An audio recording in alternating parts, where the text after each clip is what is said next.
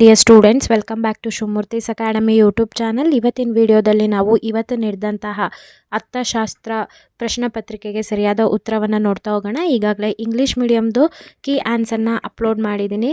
ಸುಮಾರಷ್ಟು students comment ಮಾಡ್ತಾ ಇದ್ದೀರಾ 80 ಔಟ್ ಆಫ್ 80 ಸ್ಕೋರ್ ಮಾಡಿದ್ದೀವಿ, 75+ ಅಂತ ಹೇಳ್ಬಿಟ್ಟು. Thank you. ನಮ್ಮ ವೀಡಿಯೋಸ್ನ ರೆಫರ್ ಮಾಡಿರೋದಕ್ಕೆ ಅಷ್ಟೆಲ್ಲ ಅಷ್ಟು ಸ್ಕೋರ್ ಮಾಡಿದ್ದೀರಾ. ನನಗೂ ಕೂಡ ತುಂಬಾ ಖುಷಿ ಆಗ್ತಾ ಇದೆ. ನೆಕ್ಸ್ಟ್ ಸಬ್ಜೆಕ್ಟು ಇಂಗ್ಲೀಷ್ ಆಗಿರ್ಬೋದು, ಕಂಪ್ಯೂಟರ್ ಸೈನ್ಸ್ ಆಗಿರ್ಬೋದು, ಪ್ರತಿಯೊಂದು ವೀಡಿಯೋಸ್ನ ಅಪ್ಲೋಡ್ ಮಾಡಿದ್ದೀನಿ. ಆ ಎಲ್ಲ ಲಿಂಕು ಡಿಸ್ಕ್ರಿಪ್ಷನಲ್ಲಿರುತ್ತೆ, ಚೆಕ್ ಮಾಡಿ. ಮೊದಲನೇ ಕ್ವಶನ್, ಸ್ಥಾನದರ್ಶಕ ತುಷ್ಟಿಗುಣ ವಿಶ್ಲೇಷಣೆಯ ತುಷ್ಟಿಗುಣವನ್ನು ಇದರಲ್ಲಿ ವ್ಯಕ್ತಪಡಿಸುತ್ತದೆ ಶ್ರೇಣಿಗಳಲ್ಲಿ. ನೆಕ್ಸ್ಟು TFCಯು 100 ರೂಗಳು ಮತ್ತು TVCಯು 125 ರೂಗಳಿದ್ದಾಗ ಒಟ್ಟು ವೆಚ್ಚವನ್ನು ಕಂಡುಹಿಡಿಯಿರಿ.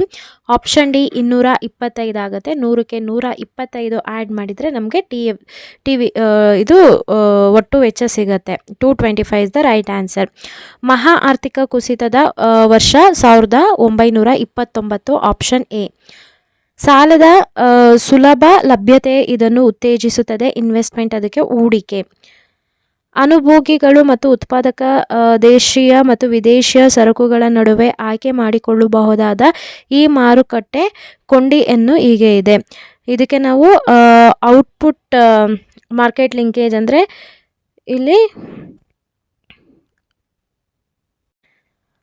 ಉತ್ಪನ್ನ ಮಾರುಕಟ್ಟೆ ಕೊಂಡಿ ಆಗಿರುತ್ತೆ. Option B. ಇದು ಏನು ಫಿಲ್ ಇನ್ ದ ಬ್ಲ್ಯಾಂಕ್ಸ್ನ ನೋಡ್ತಾ ಹೋಗೋಣ. ಕೇಂದ್ರೀಯ ಯೋಜಿತ ಆರ್ಥಿಕತೆಯಲ್ಲಿ ಎಲ್ಲ ಪ್ರಮುಖ ನಿರ್ಧಾರಗಳನ್ನು ಡ್ಯಾಶ್ ತೆಗೆದುಕೊಳ್ಳುತ್ತದೆ ಸರ್ಕಾರ.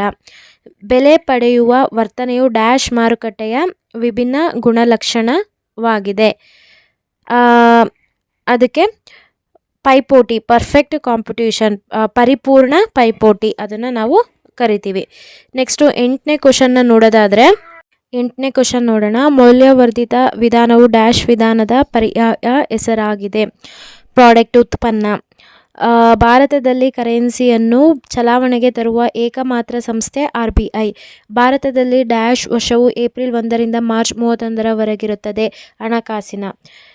ಇನ್ನು ಮಾದರಿ ಅರ್ಥಶಾಸ್ತ್ರ, ಕಾರ್ಯತಂತ್ರಗಳ ಮೌಲ್ಯಮಾಪನ. ಕೂಲಿ ದರ, VMPL, ಗೃಹಕೃತ್ಯ ಕಾರ್ಯತಂತ್ರಗಳ ನಿರ್ವಹಣೆ. M3 ಮತ್ತು M4 ವಿಶಾಲ ಗುಣ. ಕಚ್ಚಾ ಸರಕು, ಮಧ್ಯವರ್ತಿ ಸರಕು. ಇನ್ನು ಥಿಯರಿ ಕ್ವಶನ್ಸ್ ಏನಿದೆ 2 ಮಾರ್ಕ್ಸ್ ಆಗಿರ್ಬೋದು, 4 ಮಾರ್ಕ್ಸ್ ಆಗಿರ್ಬೋದು, ಎಲ್ಲ ಅಟೆಂಡ್ ಮಾಡಿದ್ದೀರಾ ಅಂತ ಅಂದ್ಕೊಂಡಿದ್ದೀನಿ. ನಾನು ತಿಳಿಸಿದಂಥ ಕ್ವಶನ್ಗಳೇ ಬಂದಿದೆ. ಐ ಹೋಪ್ ಎಲ್ಲರೂ ಕೂಡ ಒಳ್ಳೆ ಮಾರ್ಕ್ಸ್ನ ಸ್ಕೋರ್ ಮಾಡಿದ್ದೀರಾ ಅಂತ ಅಂದ್ಕೊಂಡಿದ್ದೀನಿ. ಯಾರ್ಯಾರೆಲ್ಲ ಎಷ್ಟೆಷ್ಟು ಸ್ಕೋರ್ ಮಾಡಿದ್ದೀರಾ ಕಮೆಂಟ್ ಸೆಕ್ಷನಲ್ಲಿ ತಿಳಿಸಿ. ಈ ವಿಡಿಯೋ ನಿಮಗೆ ಇನ್ಫಾರ್ಮೇಟಿವ್ ಆಗಿತ್ತು ಅಂತಂದರೆ ವಿಡಿಯೋಗೆ ಲೈಕ್ ಮಾಡೋದನ್ನ ಮರಿಬೇಡಿ.